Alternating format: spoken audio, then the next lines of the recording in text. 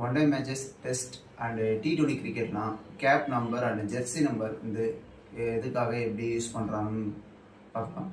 இப்போது gap number வந்து அவங்க வந்து எப்போ டீம் விளையாட வர்றாங்க அப்படிங்கிற பொறுத்து அந்த நம்பர்ஸ் வந்து ஸ்டாண்டர்டாக மாறிக்கிட்டே இருக்கும். அதில் எந்த ரூல்ஸ் அண்ட் ரெகுலேஷன் கிடையாது. ஆனால் ஜெர்சி நம்பரில் வந்து ரூல்ஸ் அண்ட் ரெகுலேஷன் வந்து ஐசிசி வந்து கொடுத்துருக்காங்க. என்னென்னா இப்போது வந்து ஜெர்சி நம்பர் வந்து அவங்க விருப்பப்படி சொல்லலாம். ஆனால் அதில் வந்து அவங்களுடைய எமோஷனல் சம்மந்தப்பட்ட நம்பர்ஸாக இருக்கலாம், இல்லை அவங்க டேட் ஆஃப் பர்த்தாக இருக்கலாம், இல்லை வேறு சம்திங் எதாக இருந்தாலுமே அவங்க சொல்லலாம். அதை வந்து பிரிண்ட் பண்ணி கொடுப்பாங்க.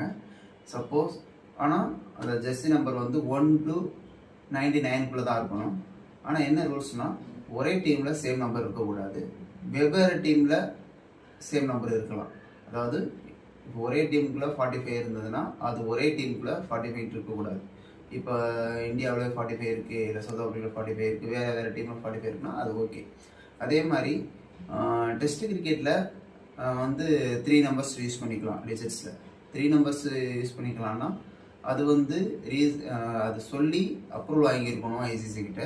அது எப்படின்னா அவங்க இதுக்கு முன்னாடி ஏதாவது அவங்க ஒரு சாதனை பண்ணியிருக்கலாம், ஒரு ட்ரிபிள் செஞ்சுரி அடித்தாங்கன்னா 300 அப்படிங்கிறத பிரிண்ட் பண்ணிக்கலாம்.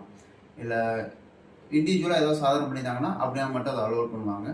மற்றபடி 3 டிஜிட்ஸ் அங்கே அலோட் பண்ணிக்கலாம். தேங்க்யூ.